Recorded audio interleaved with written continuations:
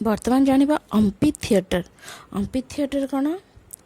1968 ମସିହା ଫେବୃଆରୀ 28 ତାରିଖ ଦିନ ଏହା ଆରମ୍ଭ ହୋଇଥିଲା। ଏହା ମାର୍ବଲ ଦ୍ୱାରା ତିଆରି ଏକ ପଦ୍ମ କଢ଼ ପରି ପୃଥିବୀର 124ଟି ଦେଶର ଓ ଭାରତର ସବୁ ରାଜ୍ୟର ମାଟି ଏ ଭିତରେ ପକାଇ ଶ୍ରୀମା ଅରୋଭିଲର ଶୁଭାରମ୍ଭ କରିଥିଲେ।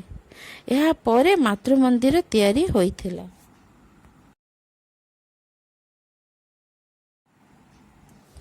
ବର୍ତ୍ତମାନ ଜାଣିବା ମହାସମାଧି।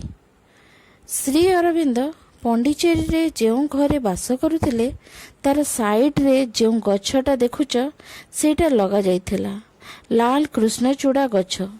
ଶ୍ରୀ ଅରବିନ୍ଦ ଯେତେବେଳେ 1950 ମସିହାରେ ଶରୀର ତ୍ୟାଗ କଲେ ସେତେବେଳେ ସେହି ଗଛ ତଳେ ତାଙ୍କୁ ସମାଧି ଦିଆଗଲା ଓ 1973 ମସିହାରେ ଶ୍ରୀମା ଶରୀର ତ୍ୟାଗ କଲା ପରେ ସେଇଠି ତାଙ୍କୁ ମଧ୍ୟ ସମାଧି ଦିଆଗଲା। ଏଣୁ ତାକୁ ମହାସମାଧି ବୋଲି କୁହାଯାଏ। ପ୍ରତିଦିନ ପୃଥିବୀର ବିଭିନ୍ନ ସ୍ଥାନରୁ ହଜାର ହଜାର ବ୍ୟକ୍ତି ଏଠାକୁ ଆସନ୍ତି ଓ ପ୍ରଣାମ କରି ଅତିମାନସ ଶକ୍ତିକୁ ଅନୁଭବ କରନ୍ତି। Sea beach. ବଙ୍ଗୋପସାଗରକୁ ଲାଗି ପଣ୍ଡିଚେରୀ ସହର ଅବସ୍ଥିତ। ସେହି ସମୁଦ୍ର କୂଳରେ ହିଁ ଶ୍ରୀ ଅରବିନ୍ଦ ଆଶ୍ରମ ଅବସ୍ଥିତ। ଏହାପରେ ଅଛି ପ୍ଲେ ଗ୍ରାଉଣ୍ଡ। ଯିଏ ବି ଆଶ୍ରମରେ ରହିବ ସେ 3 ବର୍ଷର ଶିଶୁ, ଛୋଟ ଶିଶୁ ହେଉ କି 90 ବର୍ଷର ବୁଢ଼ା ହେଉ, ମରିବା ଯାଏଁ ଏକ୍ସରସାଇଜ ବା ବ୍ୟାୟାମ କରିବାକୁ ବାଧ୍ୟ। ଯେତେ ଜଣ ଆଶ୍ରମରେ ଅଛନ୍ତି ସମସ୍ତଙ୍କୁ ବିଭିନ୍ନ ଦଳରେ ଭାଗ କରାଯାଇଛି। ସମସ୍ତଙ୍କ ପାଇଁ ଭିନ୍ନ ଭିନ୍ନ ସମୟ ଅଛି। ପ୍ରତିଦିନ ସମସ୍ତେ ନିଜ ସମୟ ଅନୁସାରେ ଏଠାକୁ ଆସି ବ୍ୟାୟାମ କରନ୍ତି। ଏହାପରେ ଅଛି ଗୋଲକୁଣ୍ଡା ଗେଷ୍ଟ ହାଉସ୍।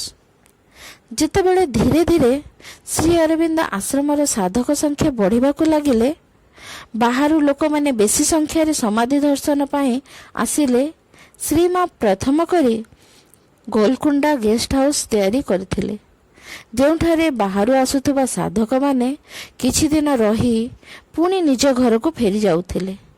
ଏବେ ତ ଅନେକ ଗେଷ୍ଟ ହାଉସ୍ ତିଆରି ହେଲାଣି। ତୁମେମାନେ ଯେବେ ବି ଯିବ ଏଇ ଗେଷ୍ଟ ହାଉସ୍ ମାନଙ୍କରେ କିଛି ଦିନ ରହିକି ପୁଣି ଫେରି ଆସିବ। ଏହାପରେ ଅଛି ବେକରୀ ୟୁନିଟ୍। ପ୍ରଥମେ 1910 ମସିହାରେ ଶ୍ରୀ ଅରବିନ୍ଦ ପଣ୍ଡିଚେରୀକୁ ଆସିଲେ। ପରେ ପରେ ଅନ୍ୟ କେତେ ଜଣ ସାଙ୍ଗ ତାଙ୍କ ସହ ଆସି ରହିଲେ। ପୁଣି 1920ରେ ଶ୍ରୀମା ସବୁଦିନ ପାଇଁ ଆସି ଆଶ୍ରମରେ ରହିବା ପରେ ଆଶ୍ରମର ସାଧକ ସଂଖ୍ୟା ବଢ଼ିବାକୁ ଲାଗିଲେ।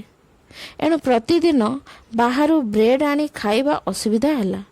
ଏଣୁ ମାଙ୍କ ନିର୍ଦ୍ଦେଶରେ କେତେଜଣ ସାଧକ ନିଜେ ବ୍ରେଡ୍ ତିଆରି କରିବା ପାଇଁ ନିଷ୍ପତ୍ତି ନେଲେ ଓ କେବଳ ଅଟାରେ ବ୍ରେଡ୍ ତିଆରି କଲେ। ଏହାକୁ ବ୍ରାଉନ୍ ବ୍ରେଡ୍ ବୋଲି କୁହାଯାଏ। କିଛି ବର୍ଷ ପୂର୍ବେ ଶ୍ରୀ ଅରବିନ୍ଦ ସ୍କୁଲର ଛାତ୍ରଛାତ୍ରୀମାନେ ନୂଆ ପ୍ରକାର ବ୍ରେଡ୍ ତିଆରି ମେସିନ୍ ତିଆରି କରିଛନ୍ତି।